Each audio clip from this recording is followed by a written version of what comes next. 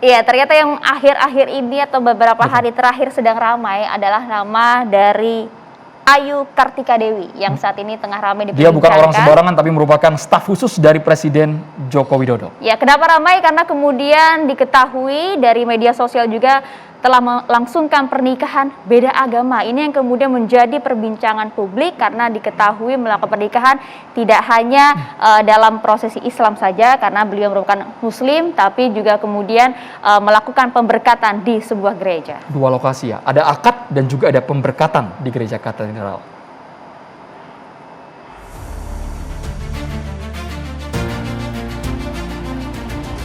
Gerald Sebastian Budiman bin Swardharma Budiman dan Corona Sunarti Wahyu, saya nikahkan dan kawinkan engkau dengan anak kandung saya, Ayu Kartika Dewi binti Tribudi Mulyono dan Isti Indra, dengan mas kawin 0,1120 Ethereum diserahkan tunai.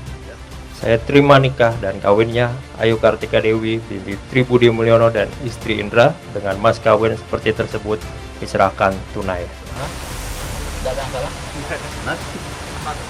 Benar. Alhamdulillah. Jangan tahan. Silahkan, Ayu. Di hadapan Allah, di hadapan uskup dan para saksi, saya, Ayu Kartika Dewi, menyatakan dengan tulus ikhlas bahwa Gerald Sebastian Budiman yang hadir di sini mulai sekarang menjadi suami saya. Saya berjanji setia kepadanya dalam untung dan malang, di waktu sehat maupun sakit, dan saya mau mencintai dan menghormatinya seumur hidup saya. Demikianlah janji saya. Atas nama Gereja Allah, di hadapan para saksi dan umat yang hadir di sini, saya menegaskan bahwa pernikahan yang telah diresmikan ini adalah pernikahan Katolik yang syah. Ini cukup mencengangkan publik karena posisinya mempelai wanita seorang Muslim dan juga mempelai pria seorang Katolik. Mengapa bisa dilangsungkan? Ada dua tadi prosesi sakralnya, akad nikah, ada penghulunya pula tadi, dan juga pemberkatan di gereja. Bingung kita ya. Ya, tapi ternyata di Indonesia tidak hanya terjadi dengan kasus yang tadi saja, tapi ada beberapa juga kasus lainnya. Bahkan yang cukup menggemparkan beberapa hari terakhir ini, PN Pontianak juga telah mengesahkan bahkan memberikan izin kepada pasangan beda agama di Pontianak untuk mencatatkan perkawinannya di kantor Dinas Kependudukan dan Pencatatan Sipil Kota Pontianak. Ini yang kemarin juga sempat heboh. Karena kan kalau misalnya kita ketahui bersama bahwa kisah dua pasutri yang nikah dia beda agama ini kemudian sempat menggugat begitu ya untuk dapat mencatatkan pernikahannya di Disduk Capil wilayah Pontianak. Bukan hanya di Pontianak tapi juga ada di Semarang, Jawa Tengah. Jaraknya tidak terlalu jauh dengan tadi pernikahan staf khusus Presiden Joko Widodo. Ini pernikahan beda agama yang dilangsungkan di Gereja Ignatius Krapiak, Jawa Tengah. Kita lihat mempelai wanita seorang Muslim dengan jilbab seperti itu dan juga menikah dengan pasangannya di gereja. Kabarnya pernikahan ini juga digelar di dua tempat, yang akadnya di hotel, kemudian pemberkatannya di gereja. Yang kami bingung adalah regulasi yang digunakan. Kalau memang dalam undang-undang perkawinan tidak digunakan, apakah memang masih ada celah dalam aturan Mahkamah Agung? Apakah memang butuh permohonan ketika sudah disetujui oleh kedua belah pihak ini tetap bisa dilangsungkan? Ya, dan secara agama juga bagaimana? Karena pernikahan kan tentu syarat akan hukum-hukum agama, dan juga apakah kemudian hal ini bisa dicatatkan dalam unsur administrasi, dalam hal ini adalah Disduk Capil. Ini yang menjadi pertanyaan besar. Kita akan bahas hal ini langsung bersama dengan sejumlah narasumber kami. Sudah hadir di meja catatan demokrasi ada Ibu Ilma Sofrianti, ini selaku Koordinator Pergerakan Indonesia untuk Semua atau PIS. Assalamualaikum, selamat malam Bu Ilma. Selamat malam, Assalamualaikum warahmatullahi wabarakatuh. Ya, kabar sehat ya Bu? Alhamdulillah sehat. Oke, yang berikutnya ada Gus Ahmad Nurul Hudahaim selaku konselor pernikahan atau biasa dikenal sebagai Gus NH begitu ya. Selamat malam Gus. Selamat malam, Assalamualaikum warahmatullahi wabarakatuh. Waalaikumsalam warahmatullahi wabarakatuh. Selamat malam Kiai Haji Holil Nafis, Ketua MUI. Selamat malam, Assalamualaikum warahmatullahi wabarakatuh. Tadi kaget juga Pak Kiai lihat pernikahan tadi ya, pernikahan beda agama. Iya, tentunya. Heran. Siap. Nanti komentarnya kita tunggu Pak Kiai. Kemudian kami juga mengundang Ibu Neng Jubaidah pakar hukum perkawinan. Assalamualaikum Ibu Neng. Waalaikumsalam warahmatullahi wabarakatuh. Salam sehat untuk semua. Kami juga menghadirkan melalui sambungan Zoom ada konselor pernikahan beda agama Bapak Ahmad Nurholis yang di Semarang yang tadi mendampingi pernikahan berbeda Nampak agama juga ya. di sana ya. Selamat malam. Assalamualaikum. Selamat malam, Assalamualaikum. Waalaikumsalam warahmatullahi wabarakatuh. Nanti kami juga akan menghadirkan, ini ada Dirjen Dukcapil Kementerian Dalam Negeri, Prof. Zudan Arif Fahrullah, yang nanti juga akan bergabung melalui Zoom. Tapi kita ke Pak Ahmad Nurholis terlebih dahulu. Pak Ahmad Nurholis, itu gimana ceritanya Bapak? Nikah beda agama, Bapak jadi konselor, jadi pendampingnya, kok tetap bisa terlaksana Pak? Bisa Bapak jelaskan secara singkat dan intinya saja? Ya sebetulnya kan pernikahan ini kan hak setiap warga begitu ya. Jadi meskipun mereka berbeda agama, ya itu tetap bisa menikah gitu. Dan ini kan bukan kali pertama juga, baik yang di Semarang maupun yang kemarin Mbak Ayu lakukan gitu ya. Kami sendiri itu sudah melakukan itu dari 2005 gitu. Jadi ya sebetulnya sudah sangat banyak gitu. Bahwa kemudian ada yang terkejut kenapa bisa dua tata cara, yaitu juga yang selama ini dilakukan oleh mereka yang berbeda agama gitu. Kan selain memang dalam rangka untuk mendapatkan pengesahan sesuai dengan keyakinan masing-masing, itu juga oleh mereka itu juga merupakan amanah dari Undang-Undang Perkawinan gitu ya. Kan di Undang-Undang Perkawinan nomor 16 tahun 2019 di pasal 2 ayat 1 itu kan dijelaskan bahwa pernikahan sah jika dilaksanakan sesuai dengan hukum agamanya masing-masing kan begitu.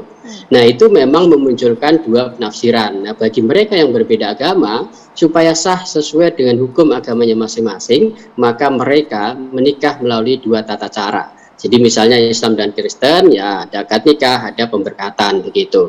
Nah lalu bagaimana pencatatannya? Karena di Indonesia memang belum mengakui adanya pernikahan beda agama, maka yang mereka catatkan adalah salah satu dari itu. Dan karena peluangnya adalah di Dinas Kependudukan dan Pencatatan Sipil, maka yang dicatatkan itu adalah pernikahan yang dilakukan di luar cara Islam. Jadi misalnya pemberkatan Katolik, pemberkatan Kristen, atau pemberkatan Buddha gitu. Nah itulah yang bisa dilakukan oleh mereka yang berbeda agama gitu. Nah, dalam hal ini bisa kita berbicara pada saat pernikahan dalam agama Islam begitu ya. Itu penghulunya apakah berasal dari KUA Jagat atau seperti apa sih teknis pernikahan ini?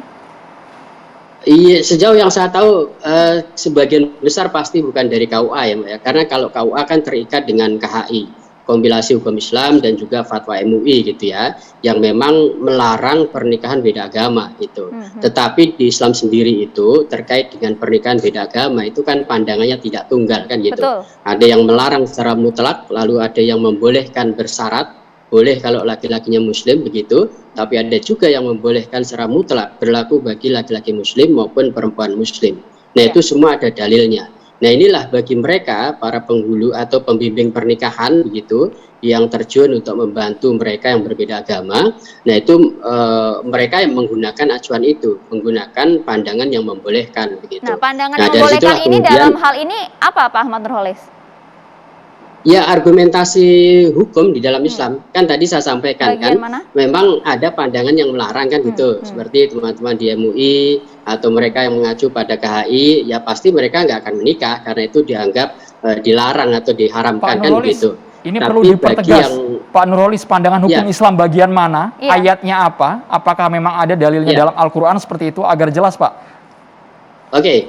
Nah, kalau yang membolehkan itu kan biasanya mengacu pada Al-Maidah ayat 5 itu, Mas. Al-yauma uhilla lakumut thayyibat wa ta'amul lati utul kitab dan seterusnya itu. Nah, di situ kan terang sekali ditegaskan bahwa laki-laki Muslim itu boleh diperkenankan untuk menikah dengan perempuan baik-baik, perempuan beriman dari kalangan Ahlul Kitab. Meskipun nanti Ahlul Kitab itu juga tafsirannya juga luas gitu ya. Ada yang menafsirkan secara eksklusif, jadi hanya umat Nasrani dan Yahudi. Bahkan ada yang itu Yahudi Nasrani zaman Nabi Muhammad gitu ya. Sekarang kata mereka nggak ada lagi gitu loh. Jadi ada perdebatan di antara para mufassir, para ulama di situ gitu.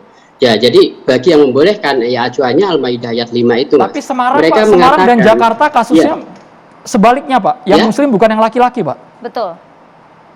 Ya, itu juga dimungkinkan Mas, karena ada pandangan yang ketiga juga yang membolehkan meskipun yang Muslim itu adalah perempuannya. Itu menggunakan dalil dan ayat yang mana ya Pak Ahmad Nurholis?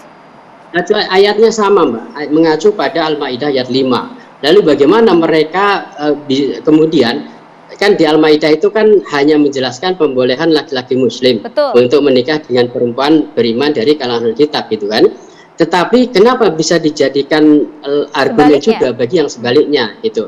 Nah, yang saya baca dari beberapa literatur itu pertama begini, prinsip penerapan hukum di dalam Islam itu tidak berlaku diskriminatif gitu ya. Jadi kalau pembolehan itu diberikan kepada laki-laki, maka boleh juga bagi perempuan. Karena Islam juga mengajarkan kesetaraan gender begitu. Lalu yang kedua gini, prinsip daripada segala sesuatu pada prinsipnya itu adalah boleh sepanjang tidak ada nas atau ayat yang melarang begitu ya. Nah, kalau kita baca seluruh ayat di dalam Al-Quran yang jumlahnya itu 6.666 ayat, itu kan tidak ada satupun ayat yang menjelaskan pelarangan seorang muslimah menikah dengan laki-laki non-muslim. Nah, tiadanya larangan itu dijadikan sebagai dalil sebagai pembolehan. Boleh gitu. Pak sampai situ Nah, dulu, itu Pak, agar argumentasi tafsirnya yang tidak terlalu tahan luas. dulu di Ya. situ karena kami juga butuh tanya juga kalau tafsir menurut Kiai Holil Nafis ini seperti apa. Sudah siap-siap tapi ditahan dulu. Kita harus jeda terlebih dahulu. Kami akan kembali untuk Anda usai jeda berikut ini.